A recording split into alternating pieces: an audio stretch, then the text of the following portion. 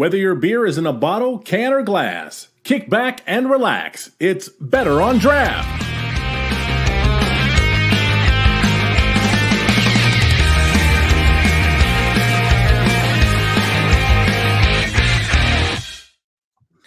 We are live, Better on Draft podcast. My name is Ken. Thank you so much for joining us. I truly appreciate it on this Friday night. We are having a great interview today, but I want to go over and see what my co-hosts are drinking before we begin, starting with Wendy. Wendy, what do you have? Well, it is my favorite time of year, and I have parents who love me, so they picked up a Mad Elf Grand Cru for me on their way home this week. And Dan, what do you got? Hold on, I'm confused. One, your favorite time of the year is Veterans Day? No, it is Mad Elf season. Oh, gotcha. So I've got a couple of things here. I've got a bacon and eggs from Pizza Port, and then another one of my all-time favorites, the Malpais from La Cumbre.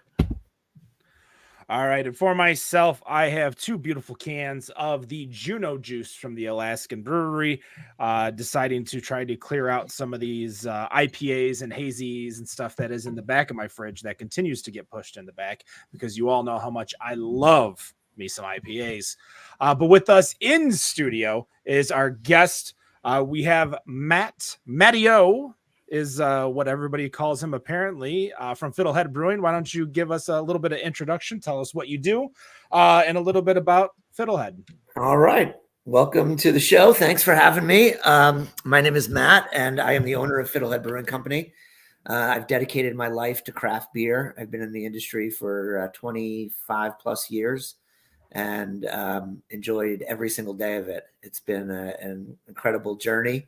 And Fiddlehead, which is my first project that I've taken on as the owner, has been an incredible success story. We've been in business now for 12 plus years, and we are at the beginning of this year, we were the 36th largest craft brewery in the country out of 10,000, and we are about 25% over those numbers this year. So we are going to find ourselves probably, in the top 20 next year, if not low 30s. So some really exciting things happening. And we do that with a very simplified playbook. I don't have 20 SKUs. I focus on a couple of core brands and Fiddlehead IPA, which is what I'm drinking right now, which is a beer for all occasions. And there it is. Okay. Highly recommended. And this is 85% of our sales. So it's a beer that I drink often and always, and people constantly ask me, well, what other beers do you drink? And the real answer is none. I only go to accounts that serve Fiddlehead. So when I'm out in the market, I'm drinking my beer, and I'm always trying it. I always want to make sure that a lot of breweries and brewers tend to get blinded because they're only drinking it fresh, but I will drink the beer. I will purposely take home old cases, and so I'm constantly checking on the quality and making sure that the shelf stability is there. I have a follow-up question to that, because it's more of a question of curiosity. But when you run into an account that maybe overpurchased, got overzealous, thinking they can move a specific amount of cases, and now they're sitting on some old product, how do you, as a business owner, rectify that type of situation to make sure that certain facilities aren't carrying old product anymore, other than buying your product to go dump somewhere? Sure, that's a great question, because it's one of the most difficult things to have control over, being that in most every state in the United States, we're selling through a 3-tiered system. So once it leaves our control, it goes to our distributors. So you need to work closely with your distributors, and then the next sale goes to the account, and it gets very difficult to have that reach.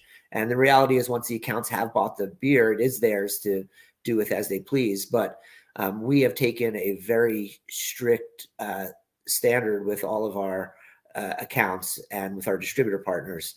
So we demand that our distributors hold no more than 15 days worth of inventory, which is very rare in this industry. Most other suppliers are giving their distributor up to 60 to 90 days worth of inventory.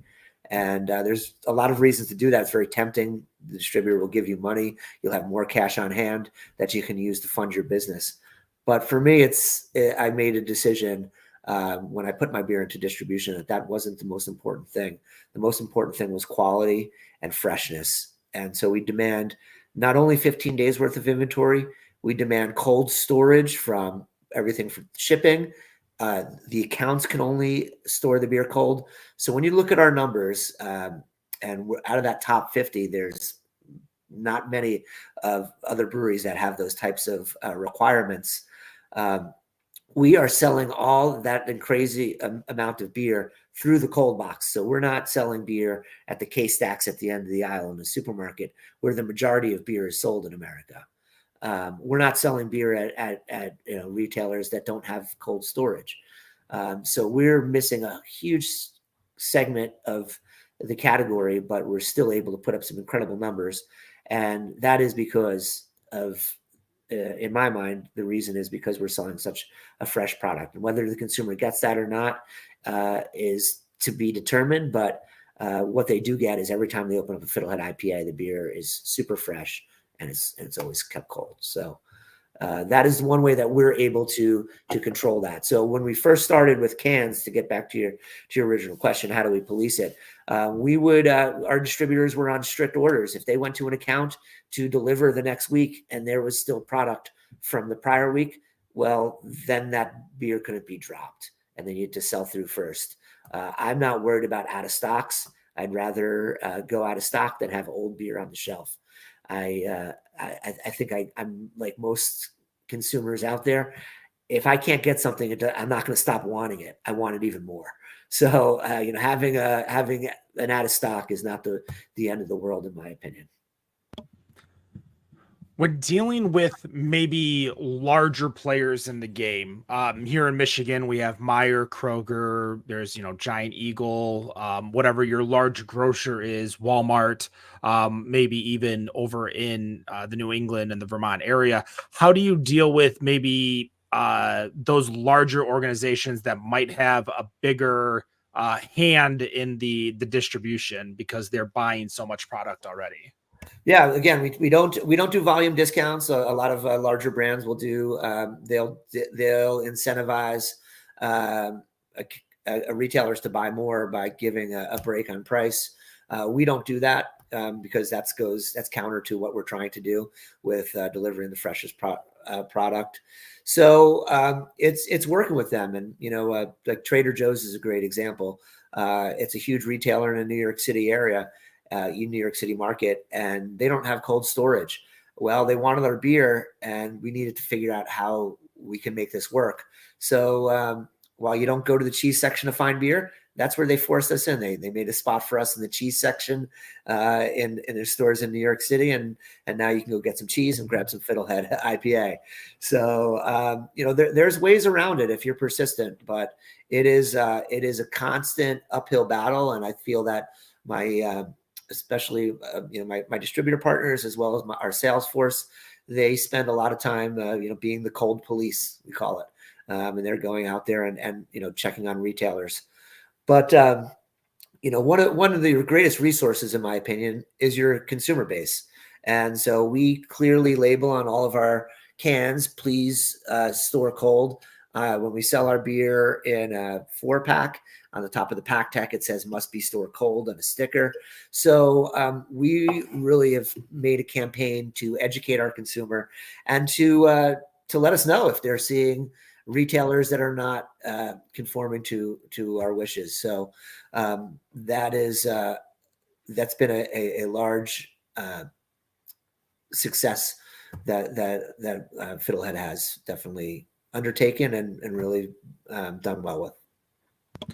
Well, before I pass it over to Dan with a few more questions, why don't you give us the rundown? What is Fiddlehead IPA? Sure. Fiddlehead IPA is really what I saw as a whole in the definitely in the Vermont market when I first started, and kind of New England as a whole, was there was all these great IPAs that were being created, but there was no one had gotten to the scale where they were producing one of these beers on a large scale that was readily available to bars and restaurants. And so that's really was kind of the driver. My business plan really summed up in one sentence. That was what I set out to do in 2010. And it is a really balanced IPA. It's about 45 IBUs, so it's not incredibly bitter. It's bitter enough to be stylistically correct. It's certainly, I wouldn't describe it as like a soft IPA, which is kind of another popular style around New England. But it has the bitterness, but we spend a lot of time and energy dry hopping the beer, and so we put a lot of dry hops into this beer, so it has a really beautiful dank hop aroma, which kind of gives the consumer kind of a perceived bitterness where they feel that the beer is actually more bitter than it actually is. And I think that's what people like. They like the smell of hops, but not necessarily the bitter or astringent flavor associated with that. So it's a really well balanced beer in that sense, and it checks the boxes for a lot of different types of consumer. I hear all the time from craft heavy consumer that really loves the beer. Hey, it's, whenever I go here, I always grab my Fiddlehead. Or I hear from people like, I hate IPAs typically, but I love your beer. So it really is able to bring people into the category, as well as satisfy people that are deeply embedded into the category. So it's really been a fantastic vehicle for that. I actually want to respond to that real quick because I don't get Fiddlehead beer a whole lot because I don't spend a lot of time in the Northeast. But I went back and looked on my Untapped, and I found that I did have the second Fiddle back in 2016, which was at the very beginning of my IPA journey, I guess I would call it. And I rarely rate things, and I put notes in there a lot for me to just remember what I liked about the beer. And my note was actually, this is an IPA that I could drink on a regular basis, and which is pretty high praise from somebody who was so hop timid at the time. Yeah. So I wish that I had more access to it. So now I'm looking for somebody to mule it back for me. All right. Sounds good. All right, so I want to jump in here. So you're in an interesting part of the country when it comes to breweries, being just south of Burlington. People that don't know, Burlington is the largest brewery city per capita out there in America. What was it like getting started there? I know you opened in 2010. What was the competition like and getting your feet on the ground and getting your brand out there? Well, I've been in the Vermont beer scene for many years, since 1996. And I worked for Magic Hat for 13 years. I was the head brewer there. So I had a lot of contacts. I did a lot of different things. So I really felt that the kind of IPAs were just emerging at that time.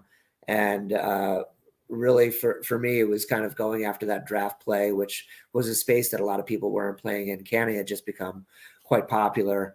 And so a lot of people were going directly into package. And my idea was really to focus on the on-premise, which is where I feel brands are really built. So that was kind of our goals early on.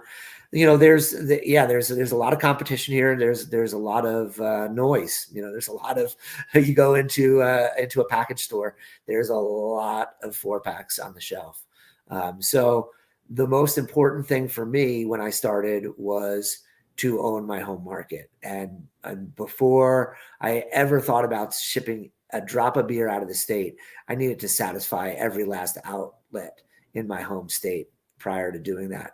And I think back to that Wendy's point, like, if we don't get beer, we have a very small footprint. We're only in 10 states right now. And I think that's probably will be as many states as we're able to grow Fiddlehead with at the same time, keeping up 15 days worth of inventory, making sure the beer is fresh, making sure the beer is cold. It becomes a lot more challenging logistically as you send the beer farther and farther from home. So it's great that Vermont is It's great that there's a lot of emphasis and energy placed on craft beer. When I first got into the industry, New England was kind of the laughing stock of the rest of the United States when it came to craft. Early on, for those of you who are not familiar with kind of the New England scene, there was a guy by the name of Peter Austin, and he sold his Peter Austin system, which was it was like a 7-barrel system. It came with everything, including recipes and Ringwood yeast. And so every pub throughout New England had one of these systems. So they're all making this top cropping, open fermented Ringwood style beers that all tasted like butter and big malt bombs. So that was kind of the origins of it. But we had a lot of dedicated people and consumers that were really our diehard Vermonters that love local products. So there's always an emphasis on local products. So, if you make a great product and you deliver at a great price, there's always going to be room for you in the market. And Vermont is, we're kind of a testament to that. So it's been a kind of slow, steady rise. But it's been really exciting. And I think that our location and being part of the Vermont beer scene has been instrumental in our success. Now, your flagship beer, as we were talking about, is the IPA. What made you go with an IPA to be your main seller? Well, at the time, no one was doing it. The reality was no one was. This was 2000 when I first opened my doors in 2011. The Alchemists had started. They were doing some canning. Sean Hill was just getting started as well.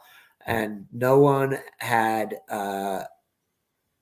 wide distribution, statewide distribution of a beer, so of an IPA, and that was, I kind of was able to. It was the type of beers that I was interested in consuming, and I felt that people's palates were kind of migrating towards a hoppier style of beer.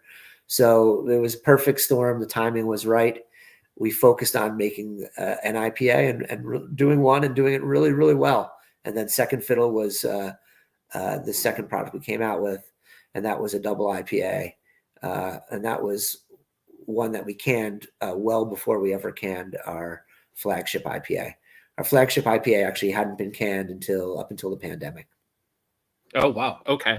I'm glad you brought up The Alchemist. Yes. John Kimmich, he's been on the show. He is Yep. the father of the New England IPA. And he was on here telling us he hates where New England IPAs have gone. Sure. I don't see a New England IPA on your menu or any of your beers that you make. Do you avoid this style, or tell us about that? Well, when you go to Philadelphia, it's just called a cheesesteak, right? It's not called a Philly cheesesteak there. It's called a cheesesteak. So if you're in Vermont, the way I see it, I'm an IPA. It is a New England IPA because that's where it's being made. I don't need to really call that out. I felt in our marketing, and I try to stay away from all those words, those buzzwords, juicy, hazy, all those New England. To me, when I set out to develop my beer and develop my brand, the most important thing to me is the quality of the product that's inside the can. It's really, I don't want someone to drink the beer because it's from Vermont or I'm from Vermont. That's great. That's great reason, but that shouldn't be the driver here. The driver is great beer. I drink this beer because I really enjoy it, and not because it's supposed to be, it's this hot new style or it's this, that, or the other thing. I drink it because of the quality and the merit of what's inside.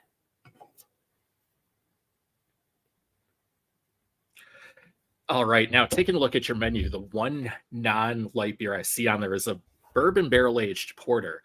Talk to us about your barreling program and what you do with that. Barreling program is not much. We have an incredible brewery that is really laid out to produce IPA, and so we don't really try to bog our distributors and our consumers down with too many SKUs, but occasionally we like to have some fun and do some different things. So Hodad, the beer that you mentioned, is a vanilla chocolate coconut porter that we've been brewing for many years. It's actually the first beer that we canned I think it was back in like 2013. And from there, we tried to make an imperial version of it. So that's what you're seeing on our menu there. And we aged that in some bourbon barrels, and it really turned out fantastic. It's about just under 11% ABV, and it has all those great characteristics and layers of flavor that is really complex. All right, final question. I'm going to send it over to Wendy. Oh, go ahead. Yeah, no, I was just going to say, I mean, we have a sour program as well, but these are very small priorities for us. It's really we're very focused on the day to day and the quality and consistency of our core brands. Yeah, absolutely. And like I was saying, final question before I send it over to Wendy.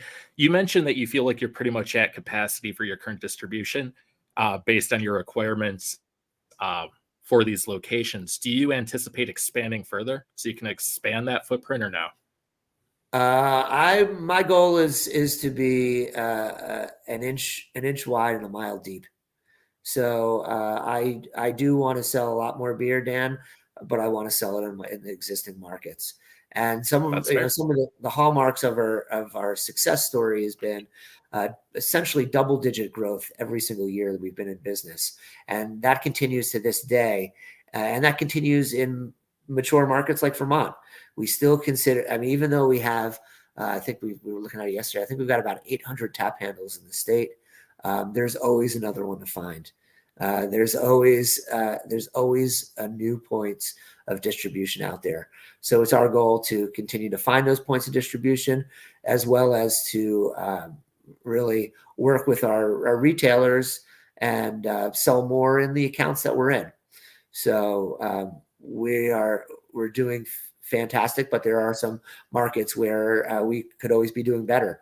And so we're looking to double down on those markets, investing heavily in resources in terms of people, point of sale, marketing opportunities, et cetera. So we're always looking to continue to grow the business, but it's going to be in that footprint. It's going to be very close to our existing footprint where it is today. So speaking of those numbers, I was going back and looking through kind of the history of the brewery, and I saw that you started out with 15,000 barrel system, and then you moved a 15 barrel system. A 15 barrel system. 15 barrels, sorry. Yeah. And then in 2017, you were at 50,000. 50? No, we had a 15 barrel system, and that was when I designed and developed the business plan, and the kind of brewery that I wanted to create for myself was a distribution brewery. At the time, a lot of people were falling in love with their tap rooms, right? They wanted to keep all the margin. They wanted to sell every last drop across the bar at their own facility where they're making the best return on their investment. I saw that as an important part of my business, but that wasn't the business that I set out to go into. I set out to go into distribution. So where most people, or a lot of people that are in my shoes, make a mistake, in my opinion, is they undersize their equipment. They'll start with a 7 barrel system. It's very difficult to scale up from a 7 barrel system and do it successfully. And you're not making enough beer to really have any type of meaningful distribution. So for us, we started with the 15 barrel system. We were able to do about 10,000 barrels a year on that system 2 years in a row. We ran out of space eventually, so we had to build another brewery where we put a 30 barrel system in. And that 30 barrel system, I think, got us to about 50,000 barrels, 24 hours a day. And then our last expansion was a 60 barrel system, but it's incredible. It's a German brew house by the manufacturer Rolek, and it's able to do 12 turns a day. So we knock out 12 60 barrel batches a day. And on our 30 barrel system, we were lucky to get 5 out. So we're able to produce, even though it's only twice the size, we're able to produce a lot of beer in any given amount of time. So we it's kind of modular, so we can expand. We can add another kettle and add another lauter tun, and that can easily get us up to that 200,000 barrel mark, which is where where I see the business being growing to in the next 3 or 4 years. So how has an increase like that over the years changed the business plan, maybe business model, or the culture of the company? Well, those are the most important things. You got to kind of keep those in check, and it's very difficult. And having been in the industry for a long time, and like I said, my previous employer that I worked for, they underwent very similar type things where we're growing rapidly, and then there's definitely a change in culture. So I still have my hands in just about every aspect of the business right now, and that I'm able to do at the size that it is. I'm a very hands-on owner. I love to get involved, and so I think we've done a very good job. At first we were just a small startup, and I had a lot of dreams. And what our biggest asset is our employees, and so we kind of, while the culture it's gotten a little bit more corporate, but through doing that, we've been able to offer an incredible amount of benefits, pay structure, and things that are working to keep our most valuable employees and let them grow with the company. So we've had a lot of great success stories. I've had a large percentage of the people have been with me for a very long time, and it's a very collaborative, inclusive environment, and we're very proud of that.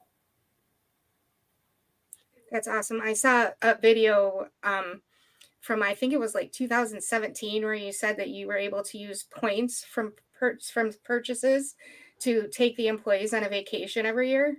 That was my thing. Yeah, I couldn't afford to pay them well, but I ran up a lot of money on my credit cards. So I'd buy all my raw materials, which I still do to this day, on credit cards, and then we would have just, I'd have just millions of points, and then at the end of the year we'd go on a giant trip. And we went to Vegas one year, we went to Miami, we went to Mexico a couple of times. So it's that was early on was a good perk, and I'm really excited because I've been someone who's been in the industry for such a long time. When I first got into it, it was my first job at Magic Hat. Actually, they didn't even pay me for the first 6 months. It was they were just like, come clean kegs, like we'll pay you when we can. And then one day they're like, all right, we'll give you $7 an hour. So I've seen both sides of it. It's really encouraging today to see how far it's come. People are making good wages, and it's become a good career. It's really become a career path, which wasn't an opportunity when I was in college, just not too long ago. So it's great to see how far the industry's come, and we're very proud to be part of it. So I don't know how to describe it. I am a consummate volunteer. So every brewer that I talk to, I ask them what their brewery does in their community, because I know that the breweries that have strong ties with their community tend to get a lot more support from their community. So I was reading about Team Mastermind. Why don't you tell us a little bit about that? Yeah, absolutely. Well, one of the reasons and drivers for me to start the company was to have an opportunity to give back to the community. And I have one son. He's 17 years old right now. And unfortunately, he's had well over 30 surgeries in his life. And he was a Make-A-Wish recipient when he was in 2010, I believe. And he's just an incredible guy. But he needs a community and services that are meaningful for his health. So we, as a family and as an organization, decided how can we give back. So we launched Mastermind, which was an incredible beer that we had produced. It was I typically don't talk about recipes and ingredients, but it's no secret when you have this beer. It's a very Galaxy heavy beer. Galaxy was just starting to come to the US when I developed this beer, and so we sold it initially in 12-ounce cans. And we didn't have a canning unit at the time. It was like a mobile canner would come. And so we would do that 3 weeks out of the month. And we would sell a 12-ounce case of 12-ounce cans for $78. So it was the equivalent of a 16-ounce can. And the 25% of the sales, not of profit, but 25% of sales from the sale of Mastermind went and continues to go to the Vermont Children's Hospital for the beer that's sold in Vermont. So we've had we redid at the wing where the Children's Hospital is. We redid the room for like the playroom. So when kids are at the hospital and recuperating, they can go. And the playroom was okay, but it wasn't great. So we raised over $400,000 to redo the playroom. And it was really meaningful, and we have a plaque on the wall there. So really excited about that.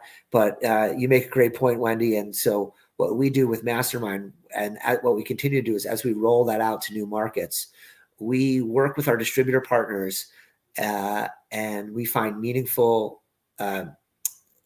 sponsors in those markets. And we will, all the sales from Mastermind in that market go to a local charity. So if you go onto our Mastermind page, the consumers can see, okay, when I'm buying this in the Albany, in the capital region of New York State, the dollars are going to the Double H Ranch. Or if I buy in Philadelphia, the dollars are going to CHOP, the Children's Hospital of Philadelphia. So we're able to tie that in with the local community. And it has definitely helped us become great partners and got a lot of excitement around those from those local markets. So we're really excited about that. So yeah, there's a list. We just pulled up a list there. There's a list of some of the organizations that we supported, and we created a fund to do this. So we're able to put the money out, and we're very not only is the beer fantastic, but we're doing a good thing at the same time. If you're listening to the podcast only version of this show, of course, you can always check us out on youtube.com/betterondraft. But we will have the link in the show notes. So make sure to just go into the show notes to find it. Back to you, Wendy. So I'm definitely a sucker for any type of beer with a cause, or pretty much any cause. So I wanted to make sure that our listeners knew about that, so that if they are in the area where they can get some, they can help with that cause. So you have gone on record saying that draft is the best way to drink beer and the best way for your beer to be represented. Obviously, us here at Better on Draft wholly agree with that. Yes. But why don't you explain why you believe that for the non-believers that might be listening? Sure. Well, draft differs from package in that it's always kept cold. So with any brand, and if you have it on draft, it's that beer has been kept cold its entire life. So it's going to be a much better representation of what the brewer's intentions were in developing that beer. When you're out, you're having fun. And I think that, so when we first started, my goal was to create definitely a regional draft only brewery, but I was thinking that it was potentially going to be national, the first ever national draft brand. And we were well on our way, but the pandemic hit. And so I had about $1 million worth of beer out in the market, draft beer. And the first day that the pandemic hit and the restaurants closed, I not gladly, but I bought all that beer back and dumped it. Once it's in the keg, there's nothing else you can do with it. So we brought it back. It went down the drain, and I was left with the realization that at the time I had 60 plus employees and their significant others and their families to take care of and to see through this. And we didn't really know what the future held. So I could sit back and just wait for draft to become a thing again, or I could pivot our entire business and go into a can. So that was the decision that I made. And we rushed. Fortunately had the design already for the can, just in the event that we needed it. We were able to secure some cans, and away we went. And we just started packaging, and we got forced into a lot of grocery sets. And now all of a sudden, people, for the first time ever, went to the supermarket, and holy cow, Fiddlehead IPA is here. I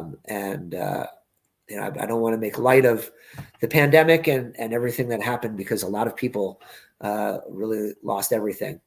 But we were one of the rare exceptions where we were actually able to grow our business dollars over dollars 25% that year in a totally new market with where we didn't really have contacts or any type of relationship. So it was really exciting, and I think that speaks to the power of the brand and the power of our reputation in the market.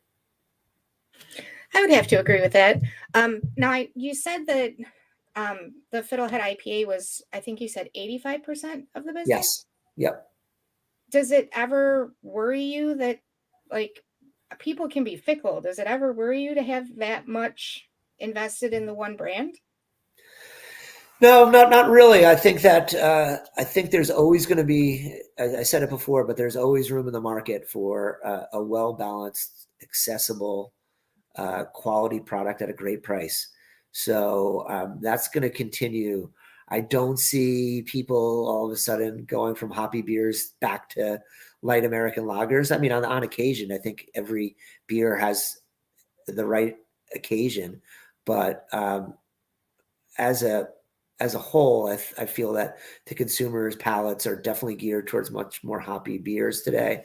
That next generation, it's hard to say. I really don't know what they're very tough to figure out. And there's a lot more competition out there these days. Obviously, in beer, in most of our regions, cannabis is another distractor of consumers. So it's liquors always continues to be very strong. So it's very interesting time in craft beer right now. But if you do one thing and you do it well, I think Anheuser-Busch has showed us that you can do okay. True story. So my last question before I pass it over to Ken. American craft beer lovers really enjoy their IPAs, but I feel like the Northeast US has an even bigger love for it. Why do you think that part of the country demands so much IPA? Yeah, that's a good question. I'm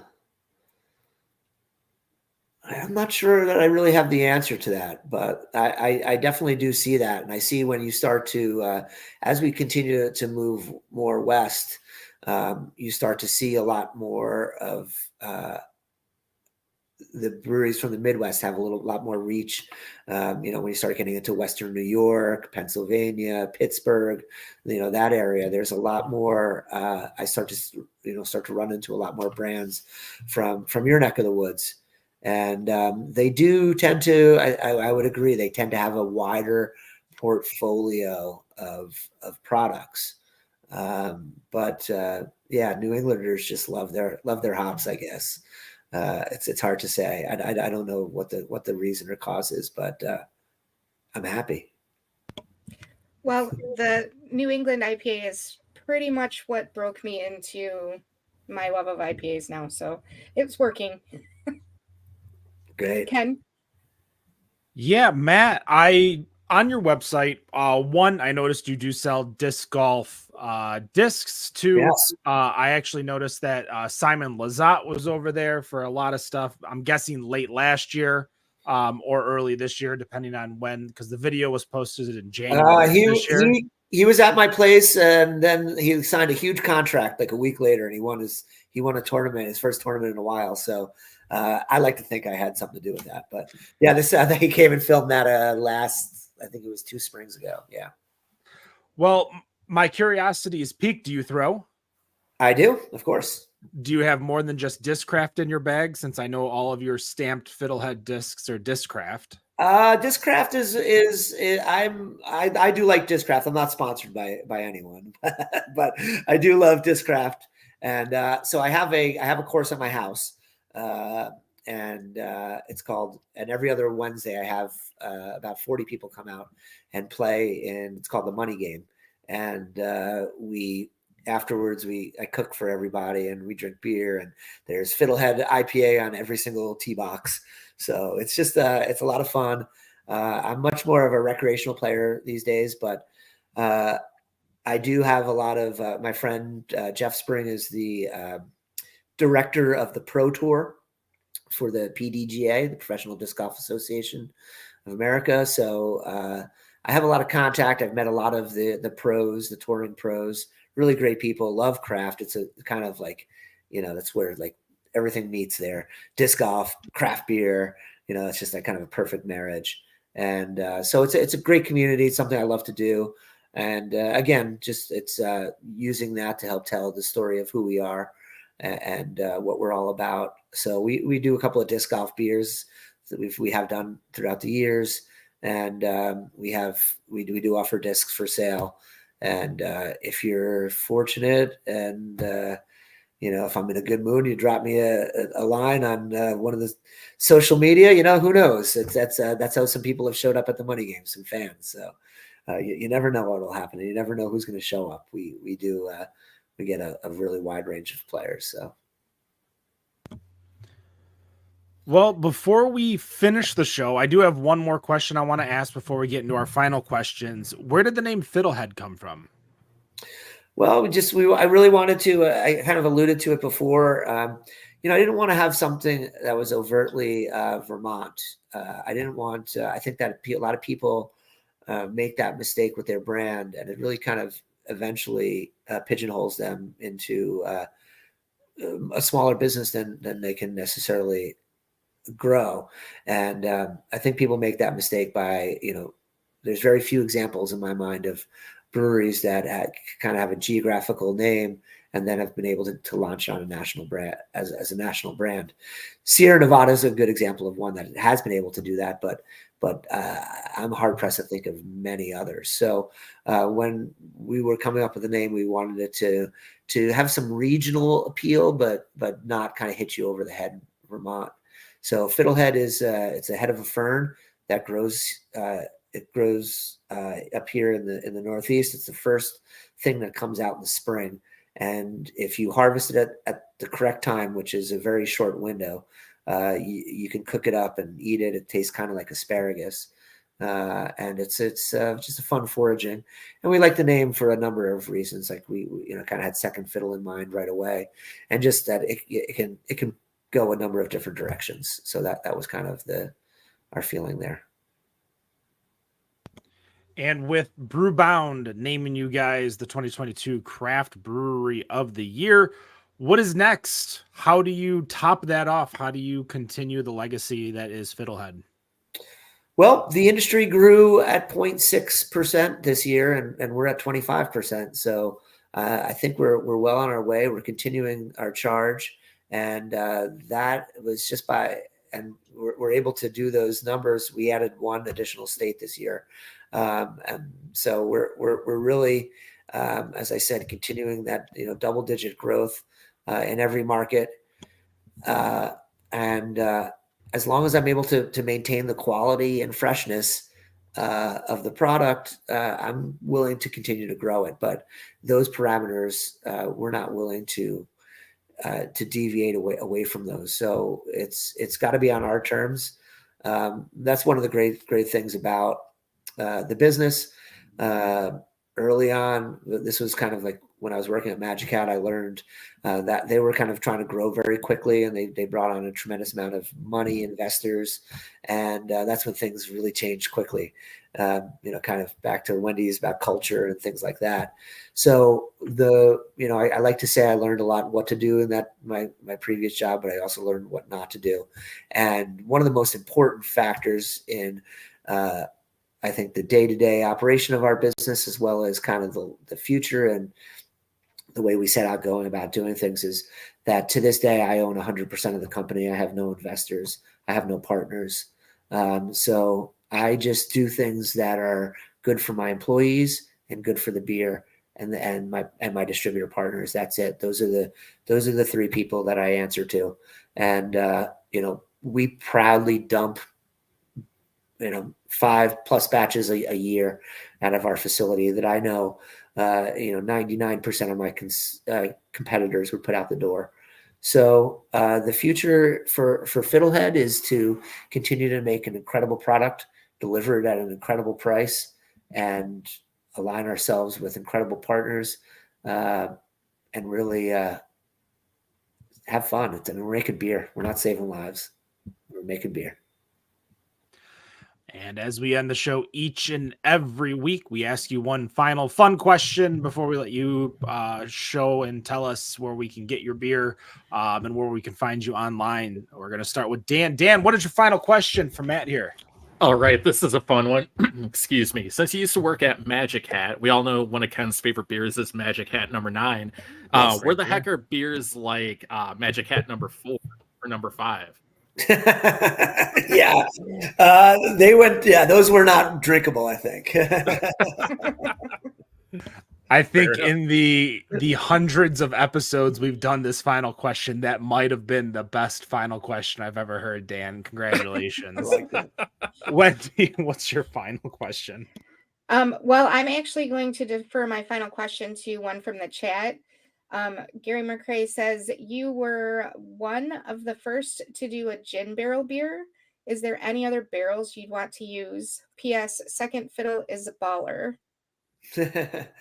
Yes, I do want to get more into barrel aging. We just did we just underwent a major expansion about 2 years ago. We added another 30,000 square feet onto our brewery, so we've got a little bit more space, but it's having the bandwidth, really trying to stay focused on your core values, not let a lot of the small things get in the way. But barrel aging is something that I think is a great representation of the craft beer. So we want to continue to work with that. But it's really cool to see some of the different types of barrels that are out there. One time we had some barrels from they were from Central America somewhere, but man, these things had been through literally been through some wars, and but it was really neat to see and to get those. So we don't have any plans for any other types of wood right yet, but keep posted. We'll come up with something fun. All right. And my final question for you, obviously you mentioned that you love when you go out to grab a Fiddlehead Brewing beer, but other than an IPA and any of the beers that are in the IPA world, what is a beer you enjoy to drink? A style?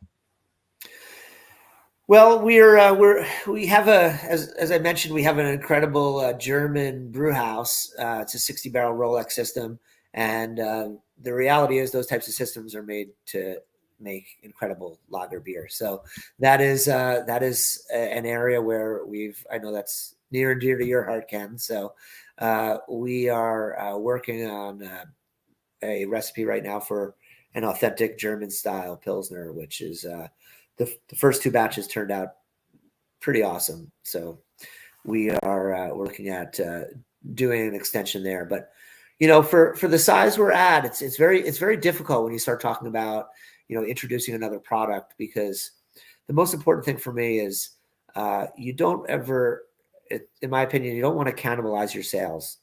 So, you know, when we first came out with the IPA, then we came out with a pale ale called Rarefied Air, which was a great beer. But it was too similar to our IPA. And what we were doing was just taking our IPA drinkers and giving them something new to drink. So it wasn't really furthering our sales.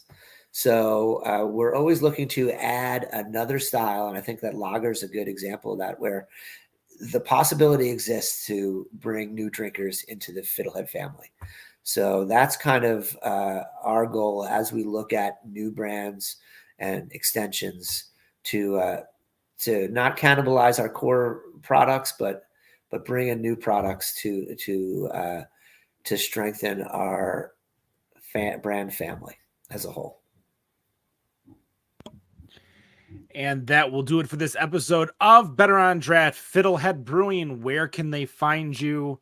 Where can they find your brewery? Where can they find you online? Where are you at? New England. And you'll find us. If you're looking for us, you can't, if you come to New England, you can't miss us. And that's the greatest thing about our brand. You can find our beer at an incredible high-end craft beer bar. You can also find it at Fenway Park, and you can find it at Chili's. So that's what's I feel has been a real strength of our brand, is the ability to be the best beer in a number of accounts throughout our footprint. All right, that's going to do it for Better on Draft. Thank you so much for joining us. Find us on all of our social medias. That's Better on Draft: Instagram, Facebook, Twitter, TikTok, Untapped, YouTube, Kick, Twitch. Whatever social media you use. Yeah, whatever social media. MySpace. I think we're still on Tinder. Go find us. Live journal right. and dead journal too. Yes, both at the same time. Simulcast. No matter what you think of your beer, we think, including Matty O, thinks it is Better on Draft. Have a good night. Better on Draft. Cheers. Cheers.